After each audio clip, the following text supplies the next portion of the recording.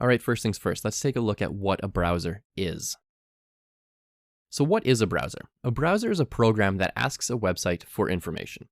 This ask is called a request. And when the request is completed, the website returns an answer called a response. It's a lot like when you pick up the phone and you call your mom or your dad or your best friend. They pick up their end of the phone, they say, hello, that's the response. Now the response has data in the form of HTML, CSS, and JavaScript.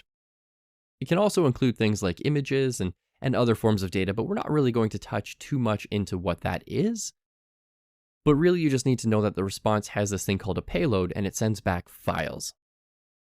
And then your computer downloads all of these little tiny files and your browser is the program that reads them, pieces them all together, and makes your beautiful website. Now when it pieces things together, that's called rendering. So it's going to try to render the final output. Now there are 4 major browsers. There's actually thousands and thousands of browsers out there, but there's 4 major ones.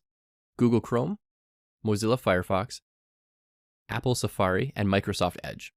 But again, there's hundreds, if not thousands, of smaller, lesser known web browsers available. Your phone might even come with a different one that's not one of these 4.